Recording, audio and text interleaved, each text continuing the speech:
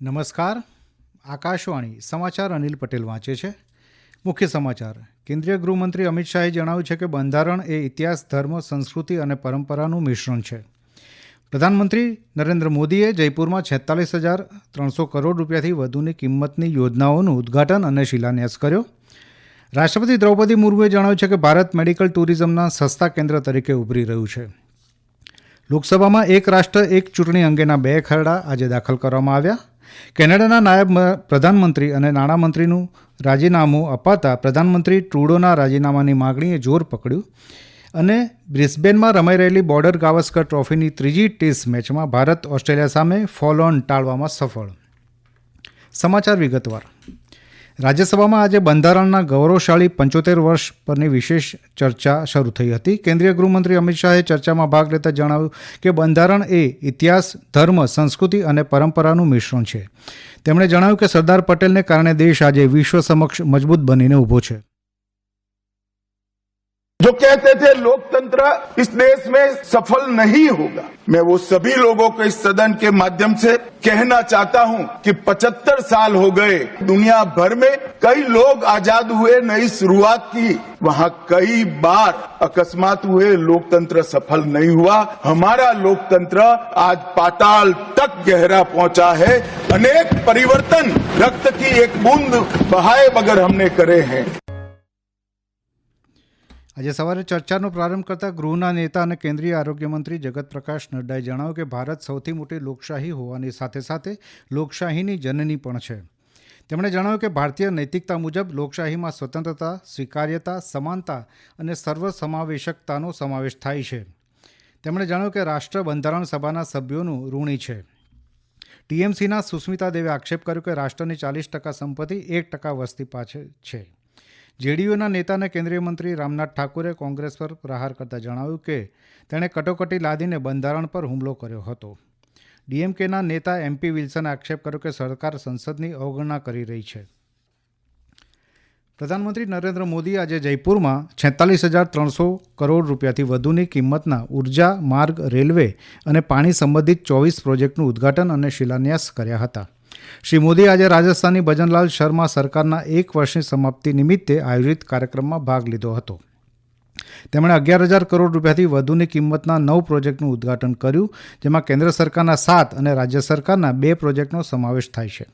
શ્રી મોદીએ 35,300 કરોડ રૂપિયાથી વધુની કિંમતના 15 પ્રોજેક્ટનો શિલાન્યાસ કર્યો હતો.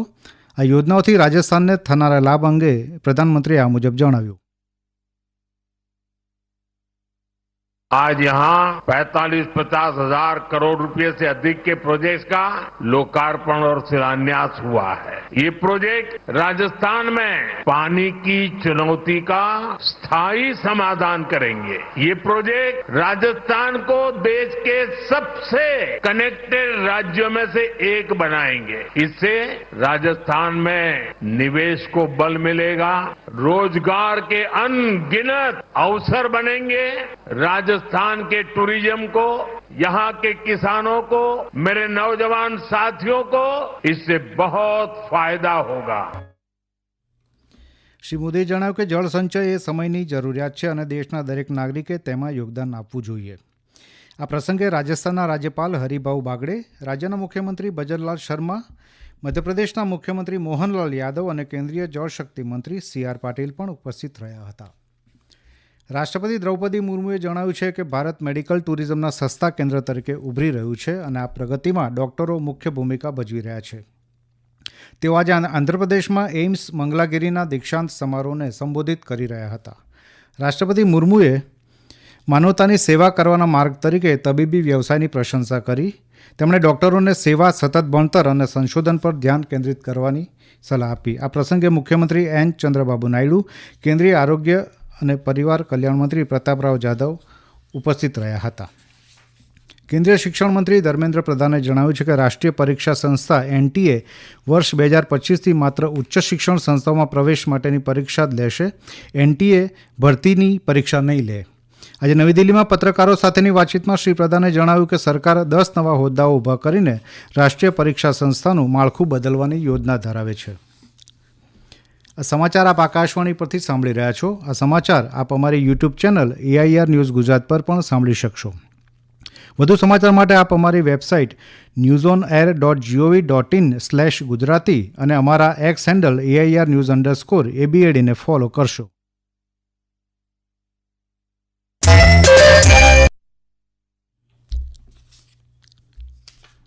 શ્રીલંકાના પ્રમુખ અનુરા કુમારા દિસાનાયકે આજે બિહારમાં બોધગયામાં વૈશ્વિક વારસા મહાબોધિ મંદિરની મુલાકાત લીધી હતી. અહીં તેમણે મંદિરના ગર્ભગૃહમાં પૂજા અર્ચના કરી હતી.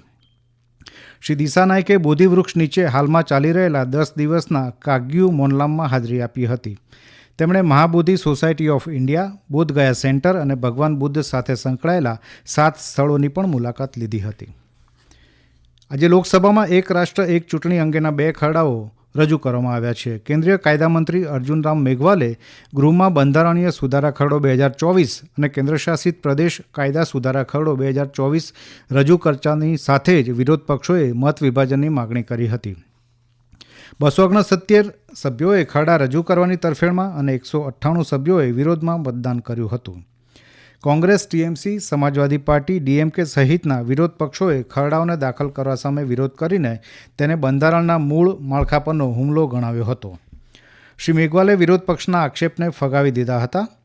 દેશના પ્રથમ કાયદામંત્રી ડૉક્ટર ભીમરાવ આંબેડકરના નિવેદનનો ઉલ્લેખ કરતા શ્રી મેઘવાલે જણાવ્યું કે બંધારણના સમવાય માળખામાં કોઈ પરિવર્તન ન કરી શકે. કોંગ્રેસના મનીષ તિવારીએ જણાવ્યું કે ભારત રાજ્યોનો સંઘ છે અને આ ખરડાઓને પાછા ખેંચ્યા લેવી જોઈએ. ટીએમસીના સાંસદ કલ્યાણ બેનર્જી અને ડીએમકેના સાંસદ TR બાલુએ પણ ખરડાઓનો વિરોધ કર્યો હતો. ભારત વિશ્વમાં સ્માર્ટફોનનો ત્રીજો સૌથી મોટો નિકાસકાર બની ગયો છે, જે 2019માં 23મા ક્રમે હતો. દેશની સ્માર્ટફોનની નિકાસ નવેમ્બર 2024માં 20,000 કરોડ રૂપિયાના આંકને વટાવી ગઈ છે. એક લેખને ટાંકીને ઇલેક્ટ્રોનિક્સ અને ઇન્ફોર્મેશન ટેકનોલોજી મંત્રી અશ્વિની વૈષ્ણવે સોશિયલ મીડિયા પ્લેટફોર્મ એક્સ પર આ સિદ્ધિની પ્રશંસા કરી હતી. કેનેડામાં ફરી એકવાર પ્રધાનમંત્રી જસ્ટિન ટ્રુડોના રાજીનામાની માગણીએ જોર પકડ્યું છે. નાયબ પ્રધાનમંત્રી અને નાણામંત્રી ક્રિસ્ટિયા ફ્રીલેન્ડે અમેરિકાના પદનામિત રાષ્ટ્રપતિ ડોનાલ્ડ ટ્રમ્પની ટેરિફ ધમકીઓ અંગે તેમની સામે અસંમત થયા પછી એક આશ્ચર્યજનક પગલામાં આજે બંને હોદ્દા પરથી રાજીનામું આપ્યા બાદ પ્રધાનમંત્રી ટ્રુડોના રાજીનામાની માગણી વધી ગઈ છે. ફ્રીલેન્ડનું રાજીનામું ટ્રુડો સામે મંત્રીમંડળમાંથી પ્રથમ ખુલ્લો અસંતોષ અને તેમની સત્તા સામેનો પડકાર છે. લિબરલ પાર્ટીના 3જા સાંસદે કેનેડામાં સત્તા પરિવર્તનની માગણી કરતા દેશમાં રાજકીય કટોકટી ઘેરી બની છે. આ સાથે હાઉસ ઓફ કોમન્સના 153 સભ્યોમાંથી 60 સભ્યોએ ટ્રુડોની હકાલપટ્ટીની માગણી કરી છે. રશિયન પરમાણુ સંરક્ષણ દળોના પ્રભારી અને ટોચના મિલિટરી જનરલ ઇગોર કિરિલોવનું આજે મોસ્કોમાં બોમ્બ વિસ્ફોટમાં મૃત્યુ થયું છે. રશિયન તપાસ સંસ્થાના જણાવ્યા પ્રમાણે ઇલેક્ટ્રિક સ્કૂટરમાં મુકાયેલા બોમ્બ વિસ્ફોટમાં કિરિલોવના નજીકના સાથીનું પણ મૃત્યુ થયું છે. સરકારી સમાચાર એજન્સીના જણાવ્યા અનુસાર આ ઘટના ક્રેમલિનના દક્ષિણ પૂર્વના મુખ્ય માર્ગ પર બની હતી. બ્રિસ્બેનમાં રમાઈ રહેલી બોર્ડર ગાવસ્કર ટ્રોફીની 3જી ટેસ્ટ મેચમાં ભારત ઓસ્ટ્રેલિયા સામે ફોલો ઓન ટાળવામાં સફળ રહ્યું છે. રમતના ચોથા દિવસે ભારતે 9 વિકેટે 252 રન બનાવ્યા હતા. હજુ પણ તે 193 રનથી પાછળ છે. ખરાબ પ્રકાશને કારણે મેચ વહેલી પૂરી કરવામાં આવી હતી.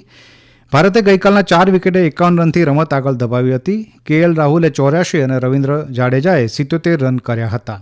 ઓસ્ટ્રેલિયાના પેટ કમિન્સે 4 અને મિચેલ સ્ટાર્કે 3 વિકેટ લીધી હતી. અંતમાં મુખ્ય સમાચાર ફરી એકવાર. કેન્દ્રીય ગૃહમંત્રી અમિત શાહે જણાવ્યું છે કે બંધારણ એ ઇતિહાસ, ધર્મ, સંસ્કૃતિ અને પરંપરાનું મિશ્રણ છે. પ્રધાનમંત્રી મોદીએ જયપુરમાં 46,300 કરોડ રૂપિયાથી વધુની કિંમતની યોજનાઓનું ઉદ્ઘાટન અને શિલાન્યાસ કર્યો. રાષ્ટ્રપતિ દ્રૌપદી મુર્મુએ જણાવ્યું છે કે ભારત મેડિકલ ટુરિઝમના સસ્તા કેન્દ્ર તરીકે ઉભરી રહ્યું છે. લોકસભામાં એક રાષ્ટ્ર એક ચૂંટણી અંગેના 2 ખરડા દાખલ કરવામાં આવ્યા. કેનેડાના નાયબ પ્રધાનમંત્રી અને નાણામંત્રીએ રાજીનામું આપતા પ્રધાનમંત્રી ટ્રુડોના રાજીનામાની માગણીએ જોર પકડ્યું. અને બ્રિસ્બેનમાં રમાઈ રહેલી બોર્ડર ગાવસ્કર ટ્રોફીની 3જી ટેસ્ટ મેચમાં ભારત ઓસ્ટ્રેલિયા સામે ફોલો ઓન ટાળવામાં સફળ. આકાશવાણી પરથી સમાચાર પૂરા થયા. નમસ્કાર.